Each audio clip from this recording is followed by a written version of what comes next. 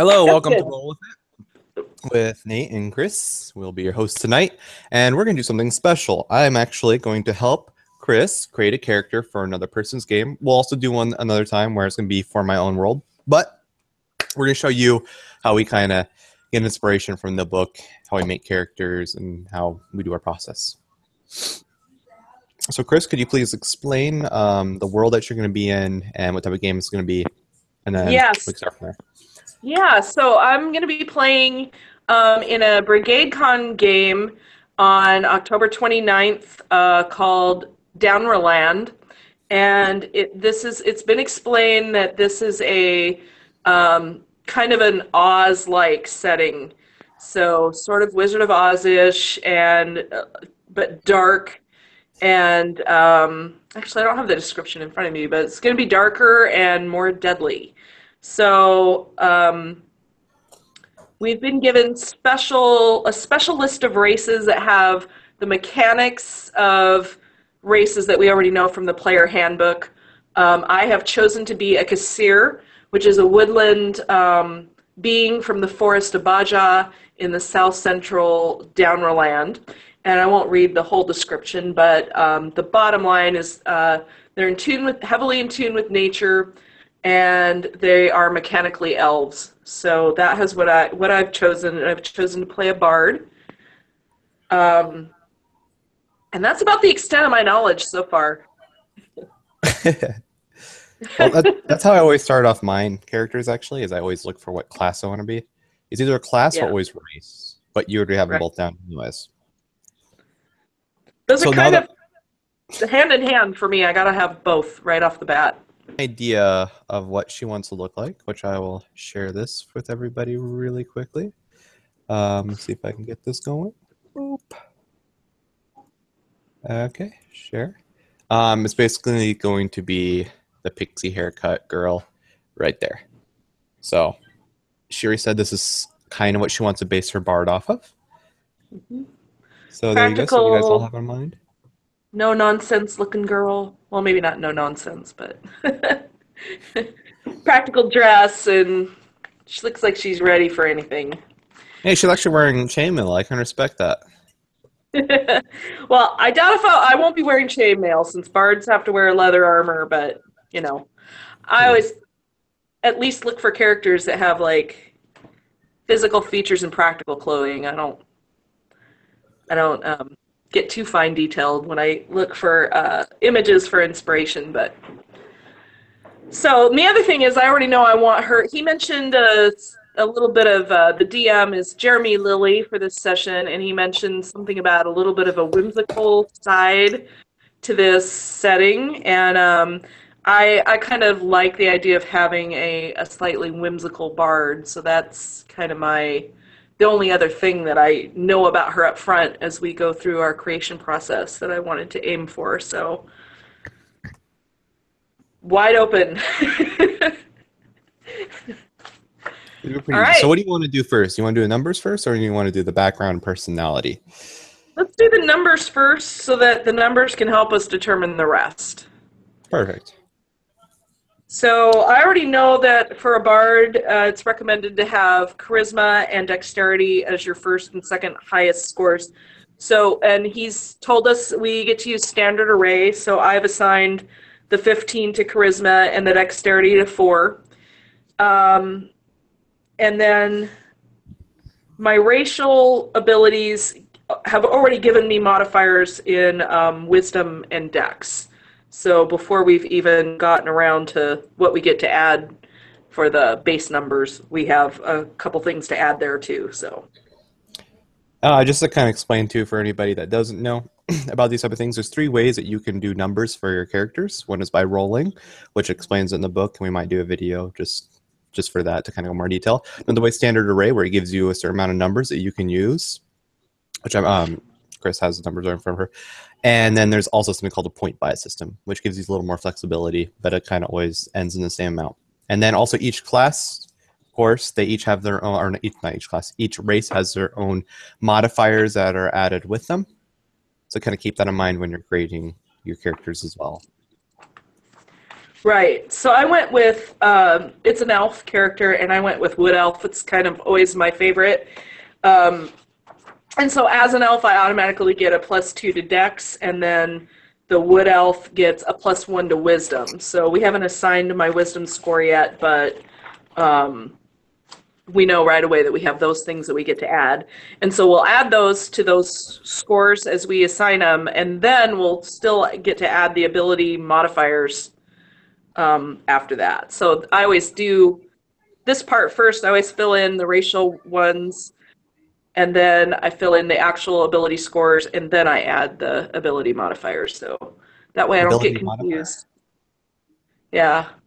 So, Are you also so remembering for to in, add ability score improvement too, as well, as 4th level?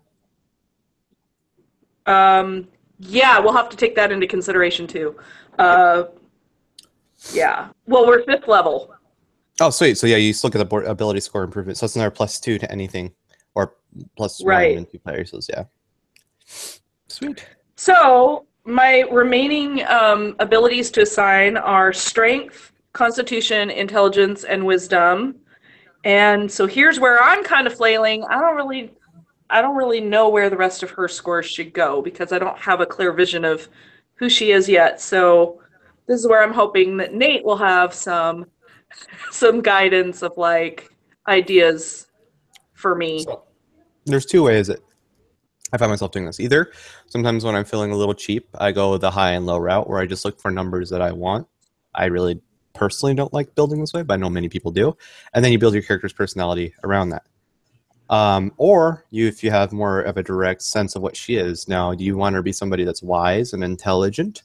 Or do you think she's going to be more of that rough and tough bard gal or elven gal? So where you have that constitution and strength up. So who do you Actually, imagine when you see her? I actually think that girl's a little more rough and tough. Okay, then there you go. Then now you know what to kind of bump up. So I think I'm gonna.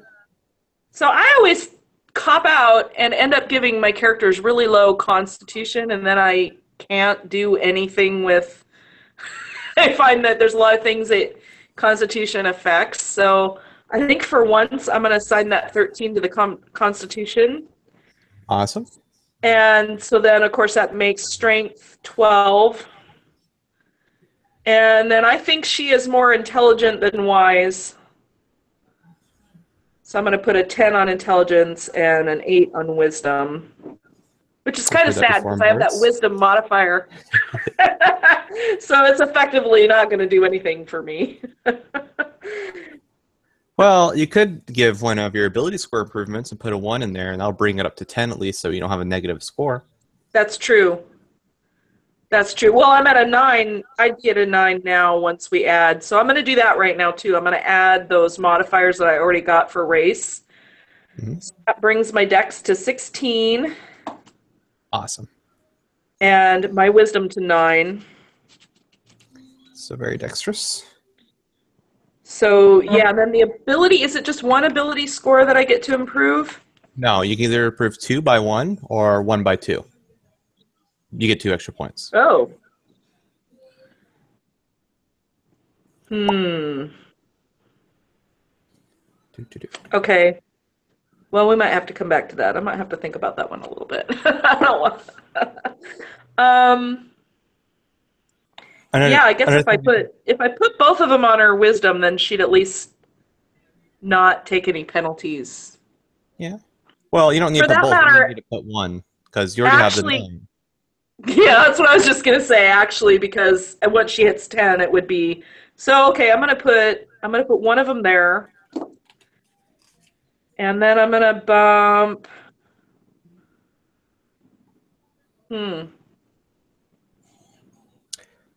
Another thing I want you to I keep in mind think. too is that he already kind of mentioned that it's going to be kind of a Wizard of Oz and Alice in Wonderland type feel. So especially when building your Mhm. character, think of the characters that you would see in there. I think I'm gonna put the second ability modifier on my charisma. Sweet. That brings it up to what? That brings it up to 16. So Nice. so now looking at ability modifiers, that's a +3 to charisma, a +3 to dex, Um, Constitution and strength are each +1. Intelligence is +0. Wisdom is +0. That's not a bad starting point. Definitely not. So let's see. Let's jump to racial traits then. Which, of course, I wouldn't. I don't have that race open. All right. So then, got the ability score increase.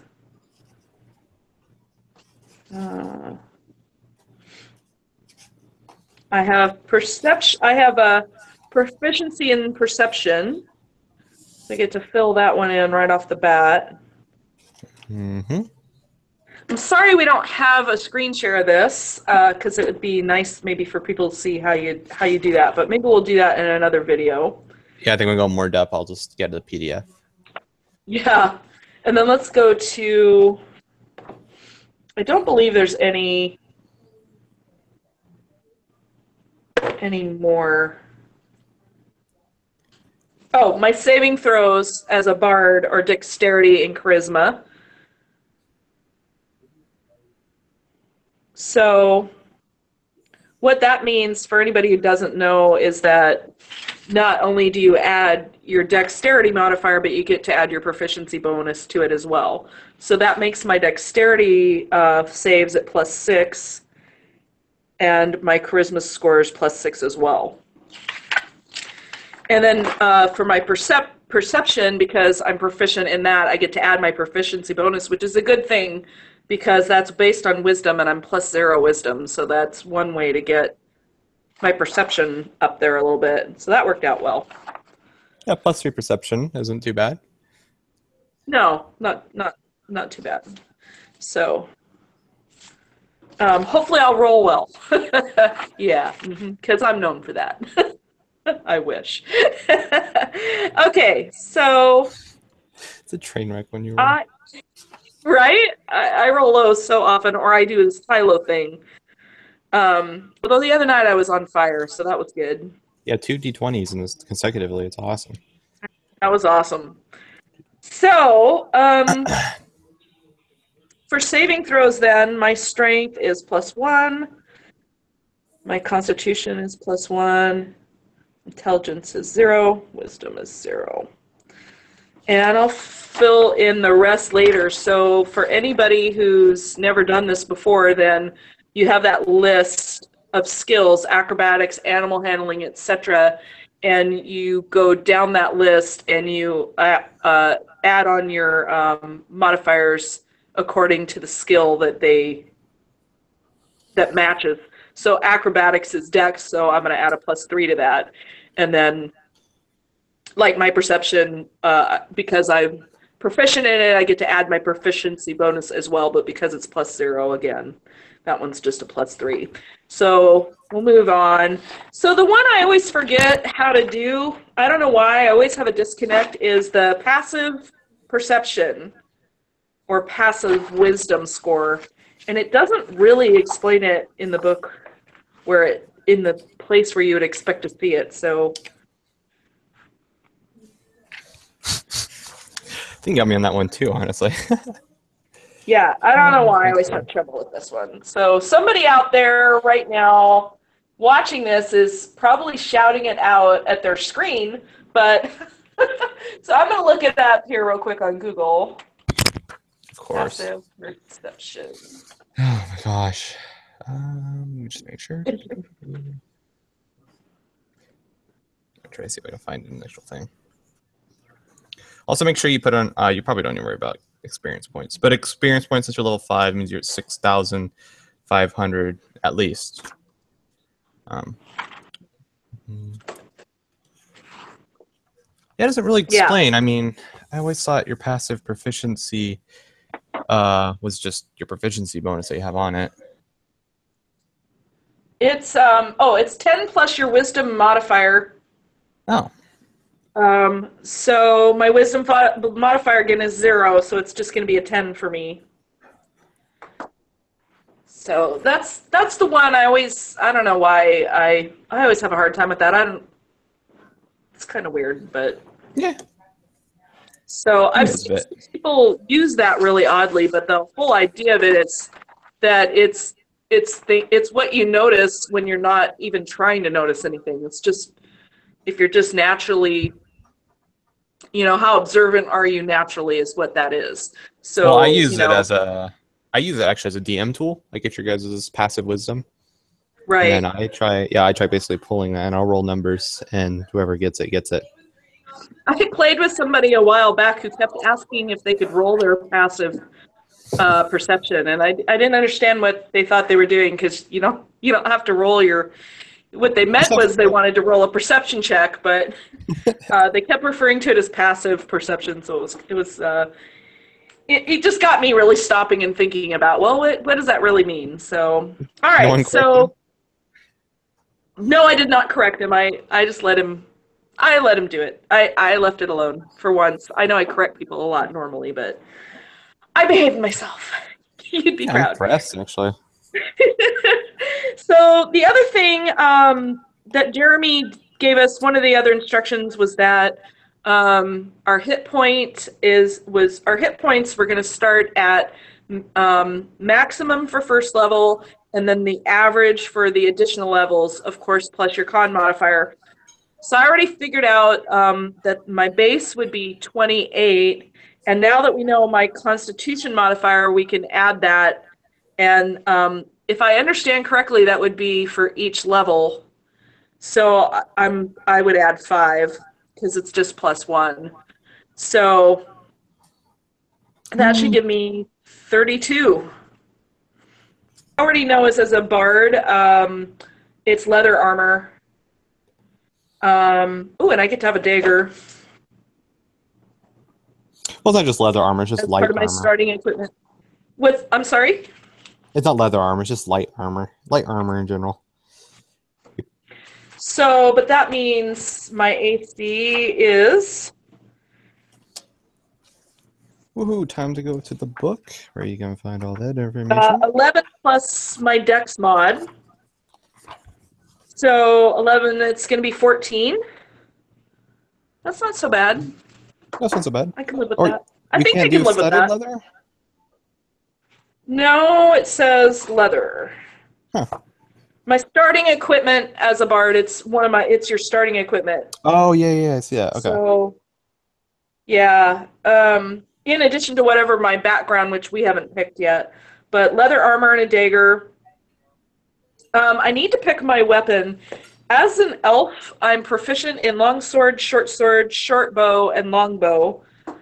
But as a bard, my starting equipment allows me a rapier or a longsword or any simple weapon.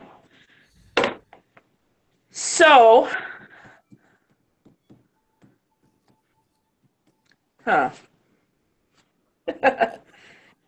So short sword would really be out of the question because it's not a simple weapon, correct? But And short swords are a proficiency that a bard has. They're good with hand crossbows, long swords, rapiers, and short swords. So you do yeah, have that but option. it's not on my starting equipment list. So, Oh, I mean, I could potentially buy it, but he didn't tell us. yeah. So you have Right. a choice between a So, rapier, longsword, or any simple weapon. or any simple weapon. Yeah. So I'm just comparing that against my elf choices. So, um, I could do the long sword, or I want to make sure I stay within my proficiencies. I could do a short bow because that's a simple ranged weapon, Hmm. and I would still get the proficiency bonus for it. And that would give you a little bit of distance so you're not up there in the combat. But Hmm. Or I could go ahead and go with the long sword or rapier, but the longs. How does that work with the proficiency? Yeah, so proficiency wise, though, the long sword's going to be. Oh yeah, I guess any of those. Yeah. So I don't know. longsword's also versatile. I'm sorry. Longsword is also versatile, which you can do Ah, two-handed. Yeah. right. And if she's a rougher character, I don't see her hanging in the back and using a ranged weapon. I see her jumping in. Although a finesse weapon allows you finesse, sorry, not finesse. Finesse weapon Finesse. allows you to choose dexterity as your True, modifier. which then would be the rapier, Yeah, which is also a very elegant weapon. Not does that it fit she's her character? elegant, but Yes, it's, I'm he said sorry. rough and tough. I've said would it fit her character? I kind of feel like maybe the longsword fits the rough and Yeah. tumble character a little more. And I get a proficiency in it anyway, so Hmm. it's the same as my dex bonus would be. It's a +3 either way, True. There you go. right? Hmm. So I think we just decided on longsword. So that one is 1d8 And then slashing 1d10 if you do two hands. and d10. And so then my attack bonus is going to be +3. I also get a dagger, which as a simple weapon means I'm proficient in it as well. That's 1d4 piercing. Also, that does give me a throwing option, which is nice. And it's finesse, so um, yeah, how does that part work, Mr. DM? On the finesse, I've always wondered this. Is it only finesse when you throw it? Or is it a finesse weapon regardless of whether you're stabbing with it or throwing it? Well, I don't think. Here, let me check really quickly because I know it's a dexterity related when you're throwing it, which is your proficiency and your dexterity modifier. Mm-hmm. But as for a regular weapon, let me check. I mean, I would consider it a dexterity weapon, but I could totally be wrong about that. I know if it's a finesse, that means it is optional if you want it to be a strength or dexterity weapon. So as So, long as that. Here it is. Okay, so let's see. A dagger is 1d4 appearance. Yep, finesse. So that means it's strength or dexterity based. so I, as a proficient with the proficiency, then I'd have my dexterity bonus and my proficiency bonus, so it's going to be a +6. Yes, that's your attack modifier. I think I'm going to be very stabby. I'm going to be a very stab bard. Stabby, stabby. Use that charisma to intimidate people at the point of my dagger, perhaps. I like it. All right. Especially So we've talking to got the walk into it. weapons, and I gotta go back to Bard page here. As far as starting equipment, then that's handled. I get to choose 3 musical instruments of my choice Oh, jeez. and 3 skills. Hmm. Does it give Instruments. you an option of what skills? I'm sorry. Does it give you an option of what skills, or is it whatever you want? Any 3 that I want. Hmm. So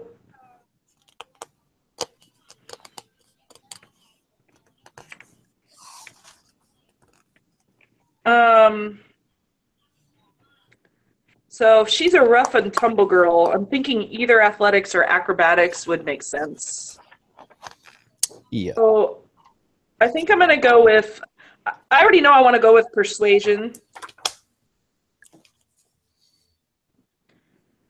So that's giving me a +6 to persuasion. And I think, yeah, I don't know. It's a gritty world, so I'm thinking either survival or nature would make a lot of sense.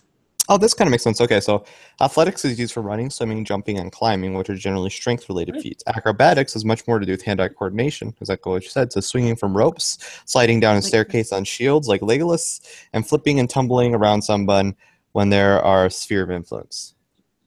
Sweet. So that kind of makes sense. I like that. Yeah. So I don't know, looking at her, which does she look more like? Because I think maybe I'll just base it on her appearance. That's one way of doing it. Since I can't decide, we'll just flip a coin.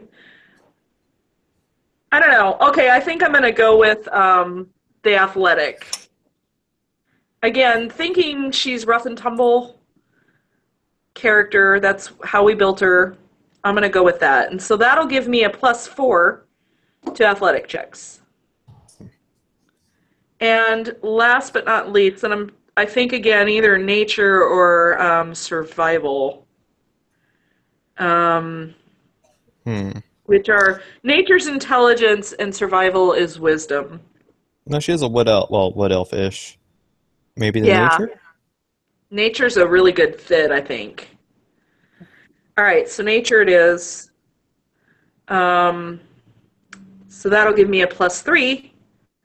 Yay for proficiency. So that's awesome. I mean, we also don't always have to stick with the stereotypes, but I think that does definitely fit.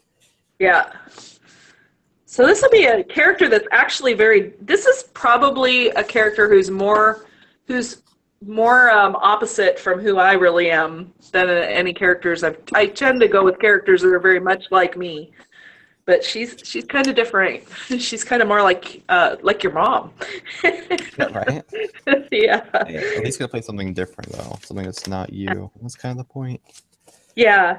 So, um, but like with the characters I've been playing lately, the fact that they are similar to me makes it easier in some ways to handle some of the things that aren't.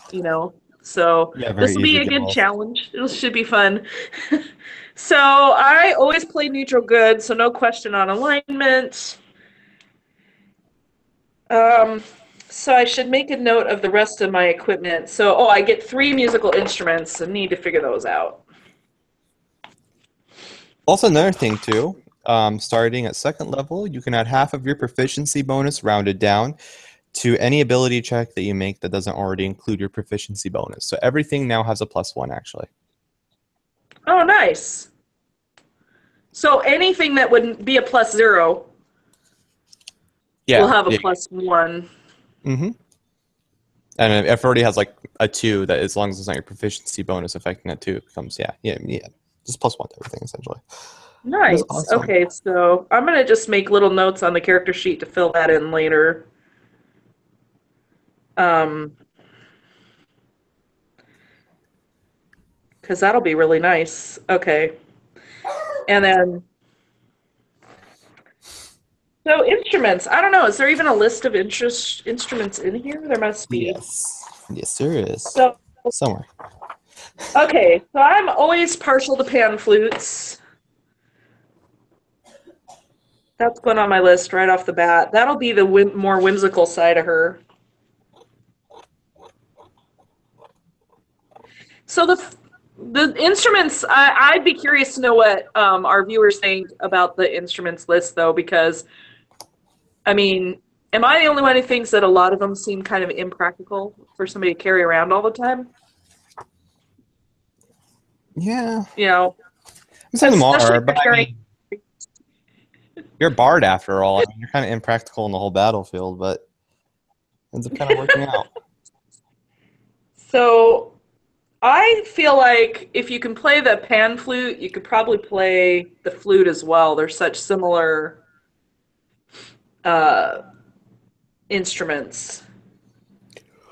One just involves a lot more So hand-eye coordination. That's for sure.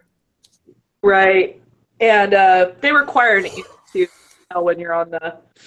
So I'm gonna go with that, and then I don't know what the third one should be. Also, to think is like also what instruments we should be playing as a wood elf, and Bill really. I mean, if we're going to more in depth where she came from. So I always kind of, I know it's very stereotypical, but you always think of elves as kind of wind instruments versus maybe like a dwarf, which would be more drums. Oh, I think it's stringed instruments too. Really? But yeah, definitely wind, because I'm always thinking of them kind of in the They're not so much like fairies in D&D, but that is kind of what springs to mind for me a lot. And she's got that pixie-looking hair, so that kind of brings the pan flute and stuff to mind too. So, um, I think maybe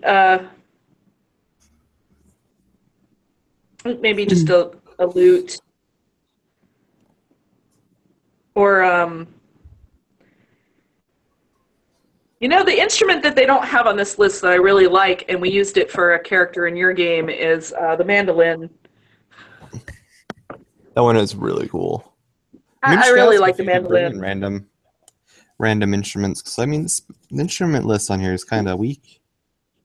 It is.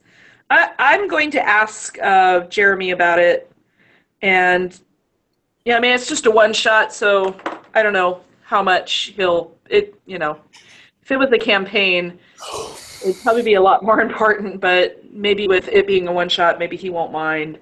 And they're not that different from a lute. I mean, it's a small stringed instrument, so I'll ask him about that, and if he doesn't want to allow it for any reason, then I'll go with the lute. No big deal.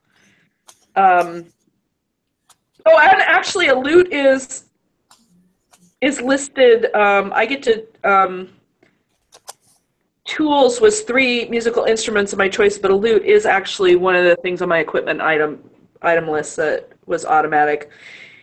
And then I get to pick either a diplomat's pack or an entertainer's pack, and I already know I want to do the entertainer's pack. Perfect. Which so I will not...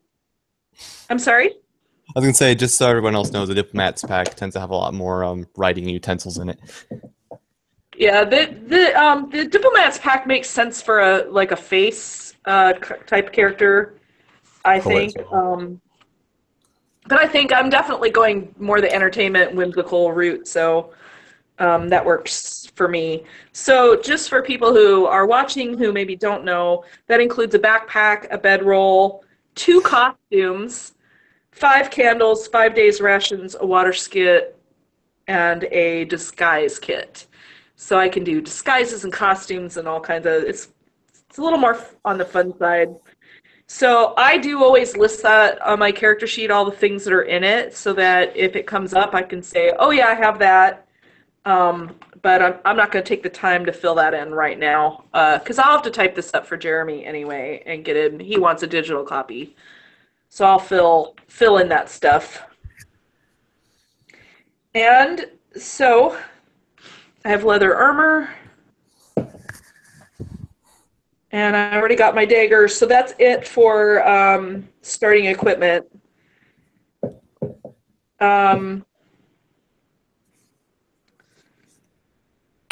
So I won't pick spells tonight either, but Nate and I talked about we might do another episode talking about the spells that I did pick and why, and do a discussion on that, but I will pick those later.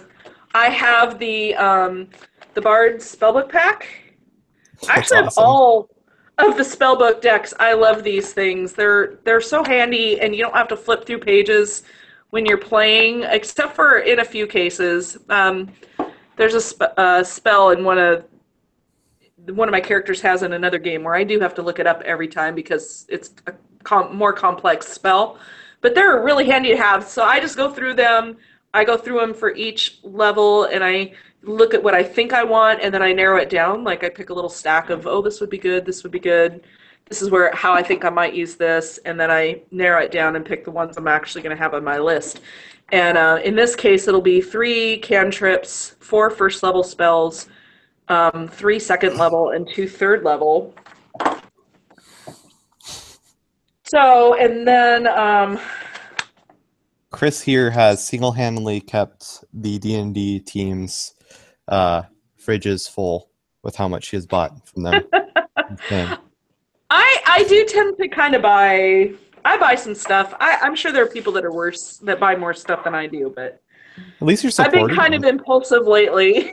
But the cards are nice. Anytime I have other people over playing, I let them use the cards too, and Eventually, my home group's going to go to 5th edition, and it'll be handy when they're over too.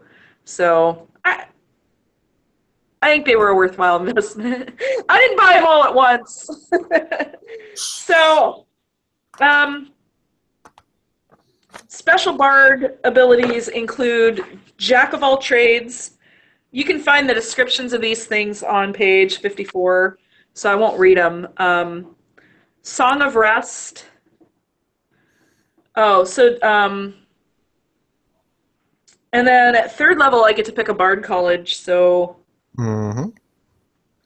um, I think honestly, College of Valor kind of fits best with her person. It might oh, not be awesome! I'm identical so by. glad you already looked ahead because I didn't. Yes, I agree. That's pretty cool. You also That's get perfect. proficiencies in medium armor, shields, martial weapons if you want to go that route. Um, you learn to inspire others in battle, which is pretty cool. You get extra attack at 6th level, but you don't have to worry about that. So, Nice. All hmm right, so that. Oh, so I just gained a proficiency in medium armor, shields, and you just said that martial weapons. hmm Hmm. All right, so maybe offline I'll think about whether I'm going to take advantage of any of those things.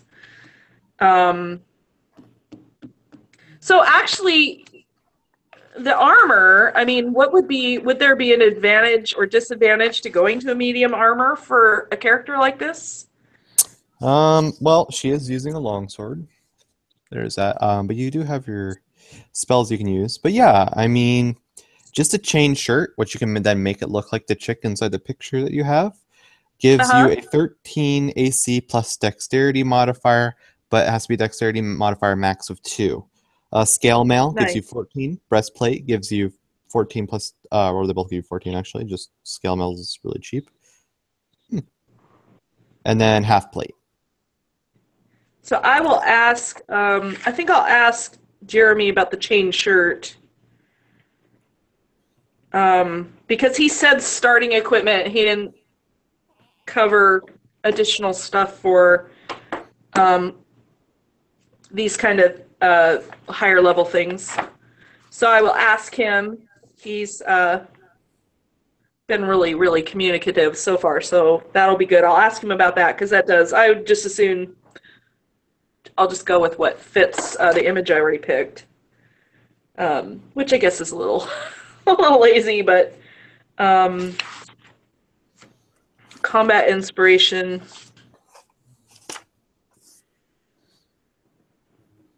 What I do for these, again, for the folks watching, is I just and I actually picked this tip up from Matt Click, so I should say that these this is not original on my part, but I just note the page number of what those things are in case I have to look them up. And if it's something really short, I might write in shorthand sort of what it is.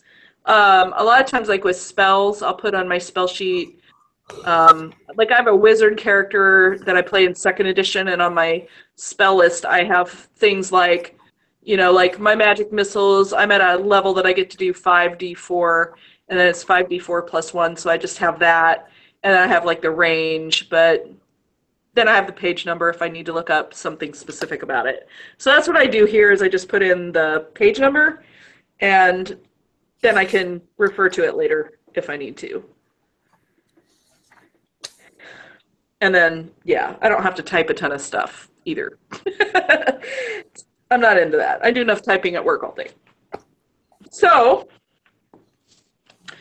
okay, so I think the next piece then is figuring out her background, which I kind of already had decided on entertainer, and it's what we've been talking about. So we can look at that. And then we were talking about maybe customizing it a little bit. So, Yes. when you're a brand new player, I think it's really helpful to have all these backgrounds, and I found I really like just picking from them. But you can mix things up. You can make up your own. You don't have to go with these exactly as are or go with them at all. But I Oh, do look what find proficiency. they're a good starting point. So You get acrobatics and performance as your skill proficiencies. Oh, look at that. Yep. All right. So I'm adding performance. And that's also charisma, so that's another +6. And in that case, I might as well. Oh, wait, acrobatics. Yeah, which was the one I was missing. What is that? And that's a +6. Well, I'm looking pretty awesome at this point. And I have a proficiency in a disguise kit and one type of musical instrument, which is kind of lame because I already have 3. I suppose if somebody wasn't a bard, then that part would be really cool. Did she see that? Doing a video. It also says equipment, musical instrument again, which I'm flush on. I don't need any more. But the favor of an admirer, a love letter, lock of hair, or a trinket. And, oh, it looks like I got 15 gold pieces. I don't know why I keep saying points tonight. That's like the 3rd time I've caught myself saying point when it's piece. Okay, well. So, first off, I want to touch base with is some of the things that you get from these, like, little things. I just say there's really good inspiration to go off of. Other things, other than that, it could be totally different. As long as you kind of know what your DM wants. So if you're playing a DM that you kind of have played with before, I'm sure he wouldn't mind if you added more things. Like, let's say, for an entertainer, one of the things he actually got was instead of an admirer's trinket or a favor, he instead took like a prop that he used a lot on stage that he just kind of took with him for some reason. Or maybe it's something silly, just like the key to whatever, stage it belonged to. Maybe it burnt down or anything, something like that. So I just kind of, just other things that you can kind of add a little bit of spice to it. Right. Maybe it's a fan letter. Yeah, give me a love letter. Yeah. It's, yeah. We could also roll on the trinket table because that's listed. Maybe there's, what I like to do actually with the trinket table is there's so many really weird things on there that I'm just not imaginative enough to figure out how to use. So what I usually do is I look through it and I might roll on it, and then if what I get doesn't fit, I might roll again, and then I might just look through. So sometimes I just look through for something that fits what I'm doing. But I know some people are really clever with them. That's why I enjoy doing. I can challenge myself. So, I mean, we could roll on that and see if we can come up with something that fits for a bard. Or we could pick one of these other things, lock of hair or let's go for it. Let's roll on the trinket table. I think it'd be fun. Okay. So it's a D100. So for folks who don't know how that works, that's the percentage die. So that's this guy. It's a 10-sided die that has your 10 places on it. So it goes from 10 to 100, the double zero being 100. And you use your regular 10-sided die, which has 1 through 0 on it. So on this one, the 0 is a 10. If you roll all 3 zeros, that's 100 even. But if you roll the 0 on the 10 and something else on here, then it's not so good. So anyway, but that's what it is. So I will roll those. I have my new. These are my new dice from East Roller Dice. Oh, that would be cool because then we can pick one of the two, right? Yeah. Make one of them fit. I just got these. These were one of my Kickstarters, and they're the gunmetal. They're really cool. Ooh, those are cool. Yeah, I just have mine, which are just the little. All right, so I got a 99. Wow. And I got a 90, so. Oh my goodness. Okay. So. All Elite right. Well, the 99, 90 is an ancient arrow of elven design. which works pretty well for you. The 99 is a wooden box with a ceramic bottom that holds a living worm on the end of each end of its body. What? What? I like Well, that that one. sounds a little Ozish, doesn't it? Or Alice Yeah, in it does. Wonderlandish. I love it.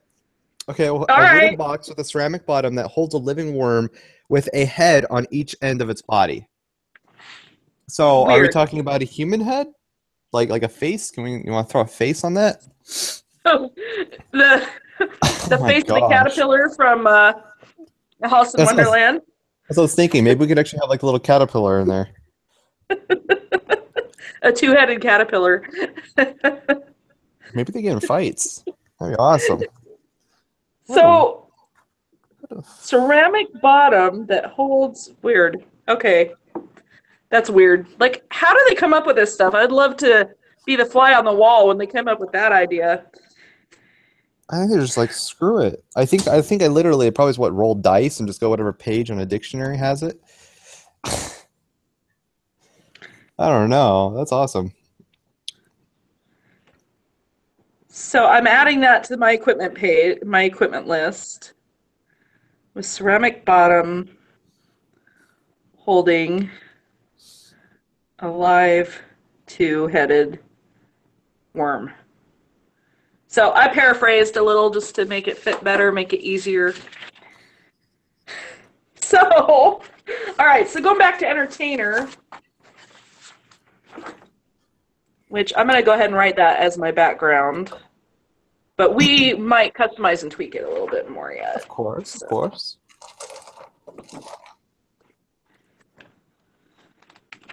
Entertainer, where are the backgrounds? So you want to start customizing the entertainer thing right now? So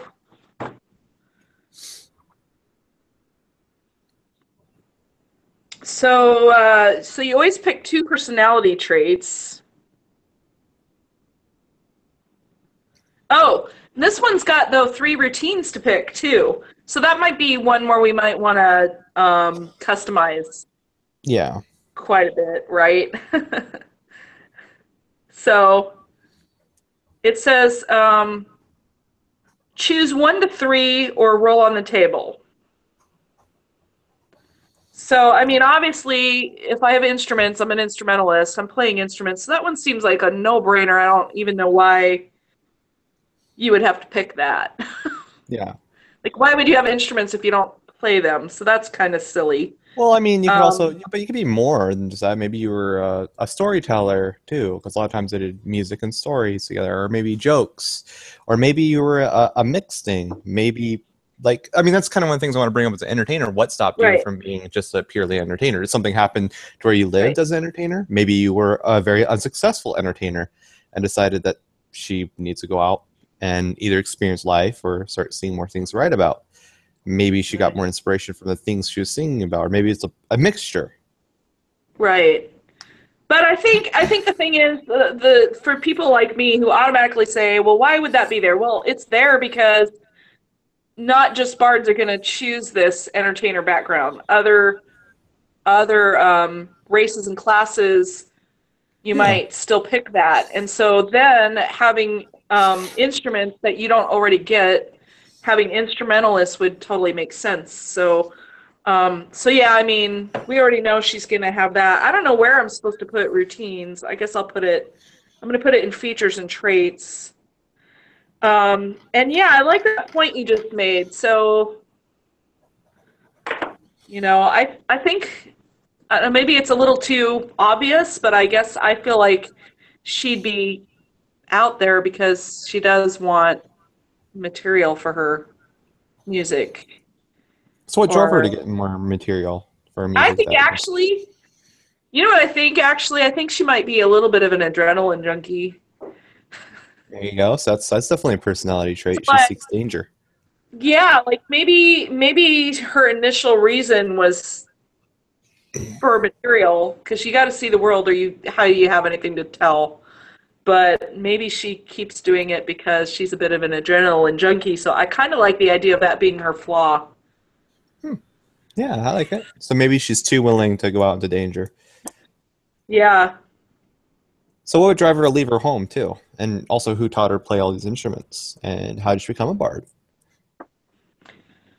Well, bards, that's what the college is about, right? The college is where you learn.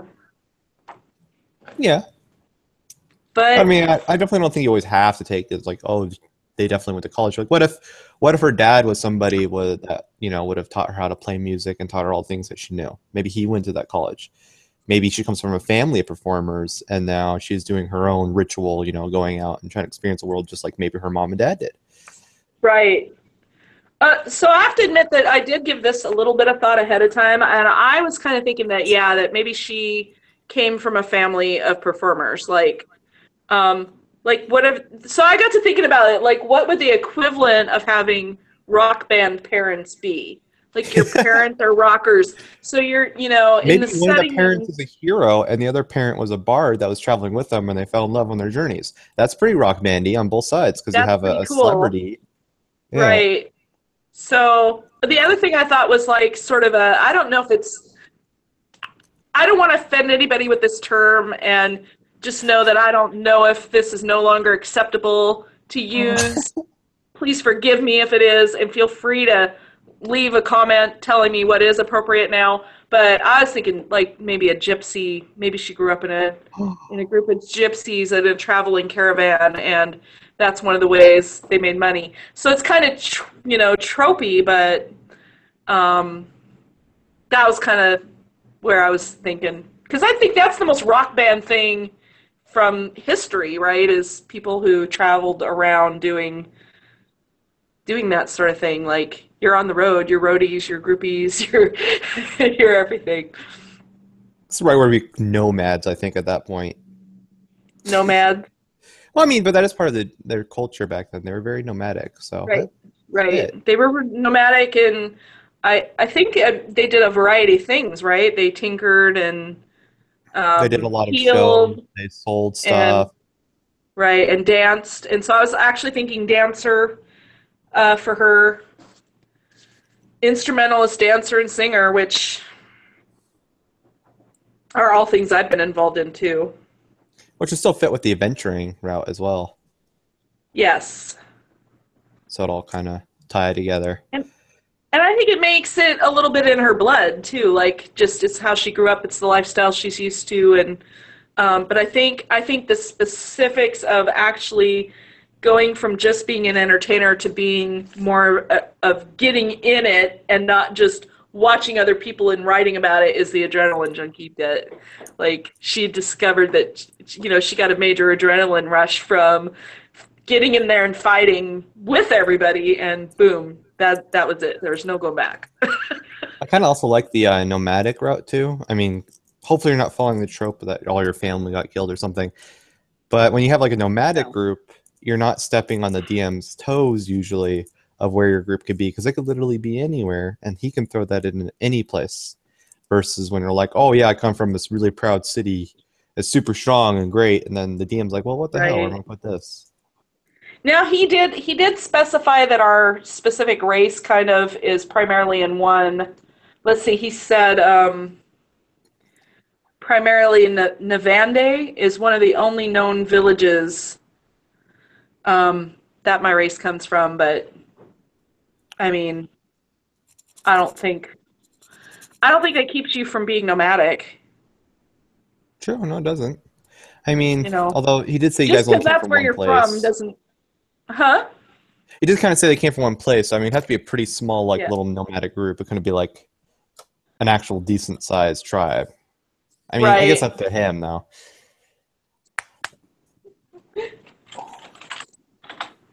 So, all right, so I still need oh, okay, so that was, I guess those are that was my entertainer routine. So I have all three of those. That was kind of a piece of cake. Man. Um, and I feel like I feel like singer and storyteller is kind of one and the same. So I don't know. She's Okay. probably got some storyteller there too. But feature by popular demand, which I'm not familiar with. So I'm gonna again write down the page number. Um, says you can always find a place to perform, usually in an inner tavern, but possibly with a circus, which, okay, that kind of fits again with my idea. It's kind of like a circus or some sort of a traveling nomadic group that entertains a lot. At such a place, you receive free lodging and food of a modest or comfortable standard, depending on the quality of the establishment, as long as you perform each night. In addition, your performance makes you something of a local figure. When strangers recognize you in a town where you have performed, they typically take a liking to you. That's cool. And then, and then we need personality traits. So you're always supposed to pick 2 of those. And I think a lot of people overlook that and they end up only picking 1. But the instructions do say to pick 2. And I find that's really helpful because you actually probably have a lot more things than that make up your personality. But so do we want to read through what's available, or do we want to roll and see what we get?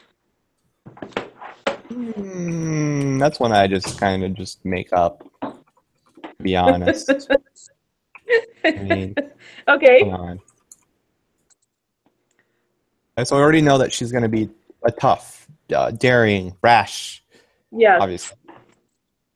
Yes. What other qualities you want? Maybe she's empathetic, or maybe she's already adventurous. So we have adventurous and brash, confident. Right. So I mean, you already have some basic traits there. Is there anything else you'd like to add to her? So Nebula.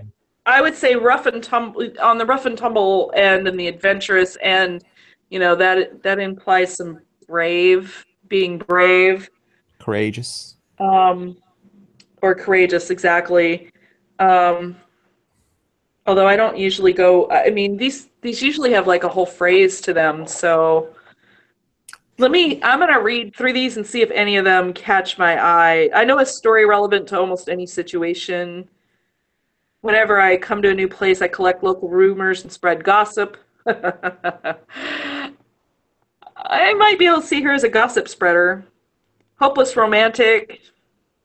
Nobody stays angry at me for long since I can diffuse any amount of tension. That fits her charisma and persuasion. I love a good insult, even one directed at me. I don't know about that one. I get bitter if I'm not the center of attention. I'll settle for nothing less than perfection. I change my mood or mind as quickly as I change key in the song. None of those are really.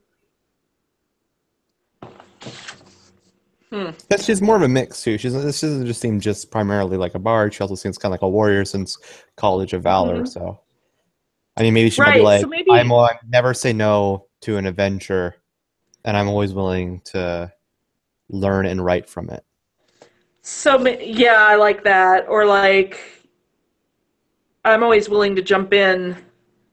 Yeah, I like that. What did you just say again? I want to write it down. I'll never I turn never say down. no to danger, and I'm even more eager to write about it. Yeah. And maybe she's competitive too. Maybe that could be one of her downfalls. We already know that she might be impulsive too, since you said that she's always willing to go on a new venture, something she hasn't seen. So, Right. I'm even more willing or eager to.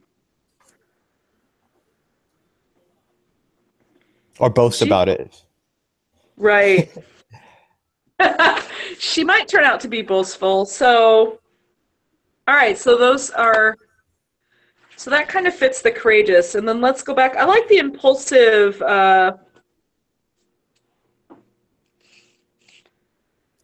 Starting to turn I out a also bit like kind of like Kima, actually. competitive, but I also like the gossip spreading.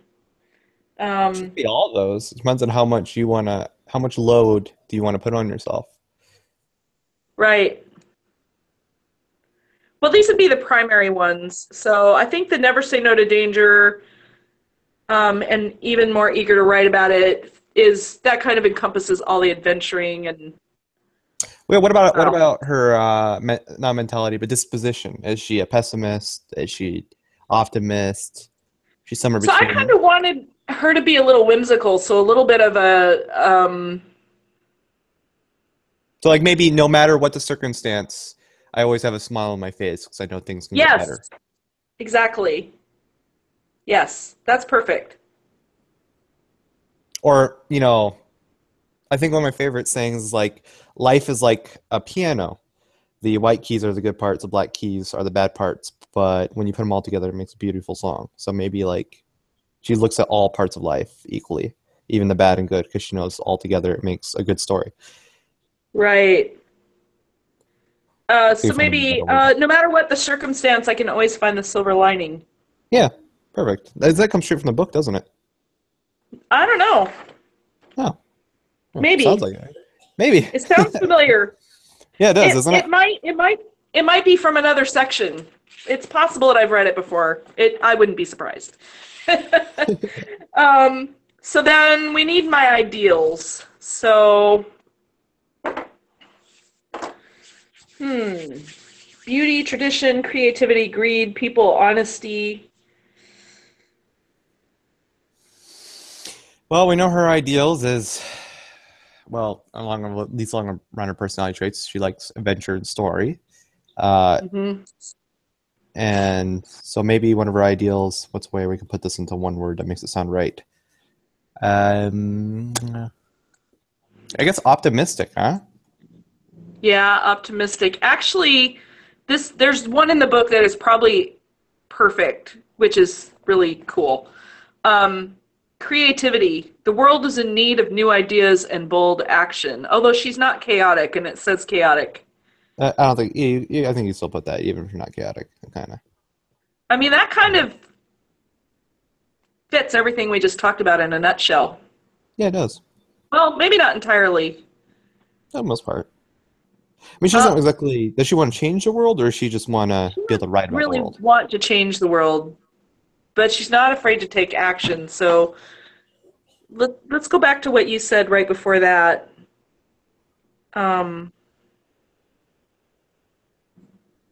Did you say she was impulsive? No, I said optimistic, but that's Optimistic. like it kind of fits. Like she's optimist. She'll take any opportunity she can get. Optimistic. What would her bond Will be? take any opportunity she can get and will meet it with bold action. Awesome. There we go.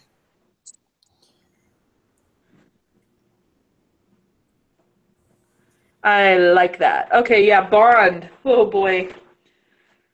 Well, let's look at these because this is always a good starting point. So, my instrument is my most treasured possession, and it reminds me of someone I love. Someone stole my precious instrument, and someday I'll get it back. I want to be famous, whatever it takes. I idolize a hero of old tales and measure my deeds against that person's. That could be good. I will do anything to prove myself superior to my hated rival. I would do anything for the other members of my old troop. Actually, if anything, the hero, but then who's the hero? Yeah, that's where you get to make it up. Make up an old hero from past tales. Maybe she knows about Dorothy. Maybe. Or Alice. Alice.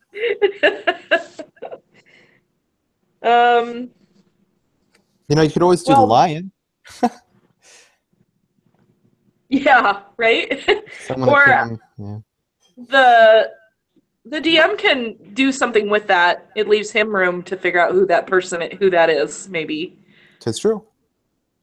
That might be a really good discussion thing for he and I.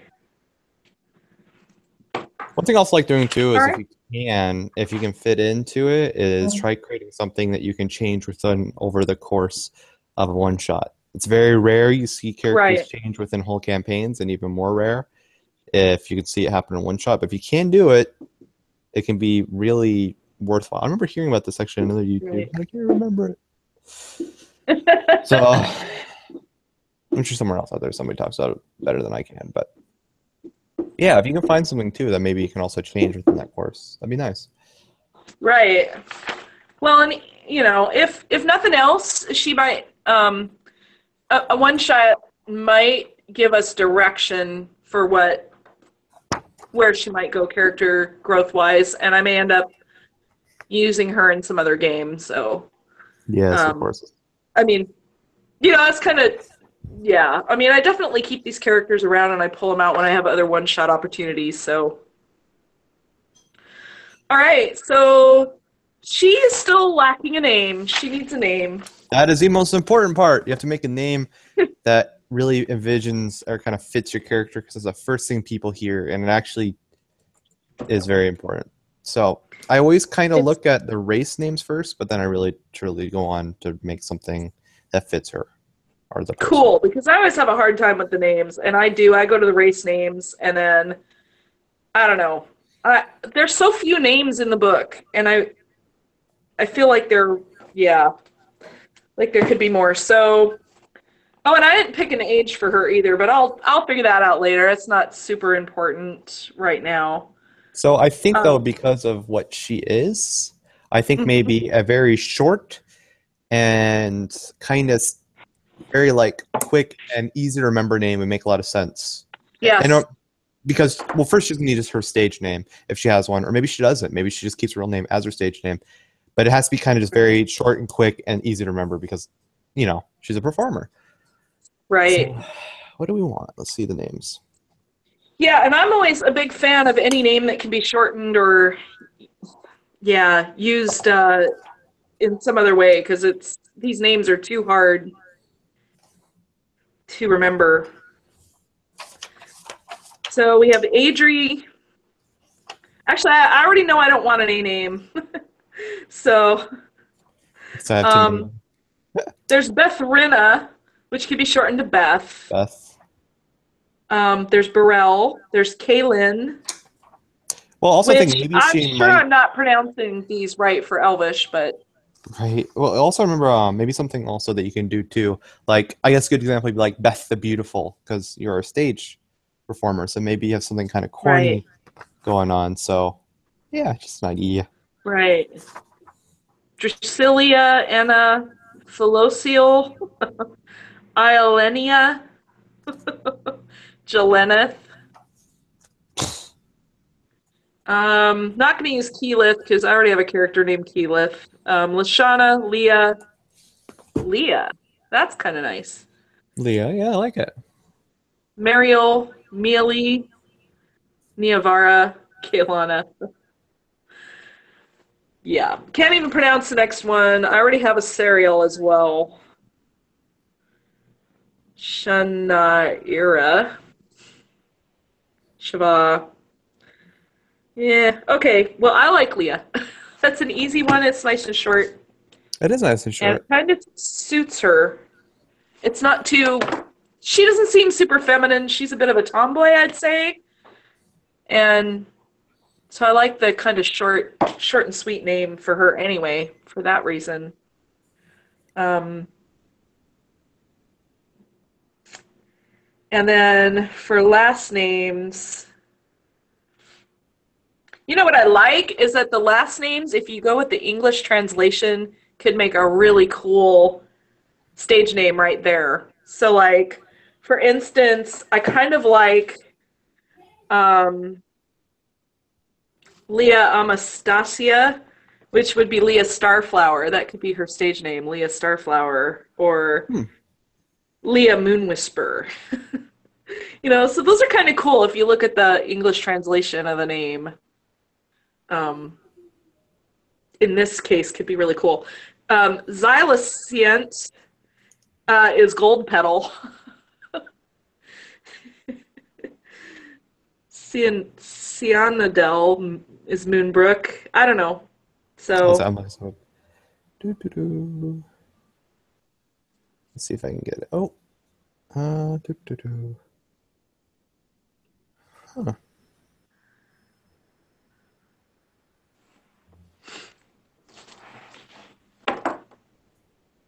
this is gonna be a long video. Yeah, it is. It's already almost 8.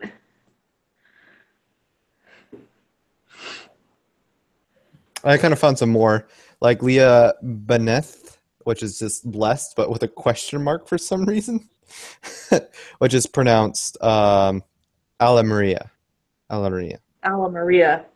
Yeah. That's kind Leah of Alla cool. Maria. Yeah. Blessed? Question mark. Blessed. Blessed? That's kind of funny. Oh, there's another one. I'm not probably Verimatadel, which is bold as beer. You sprung like bold. I like that. That's cool. Hey, you want that one? I want that one. Okay. So how do I spell it?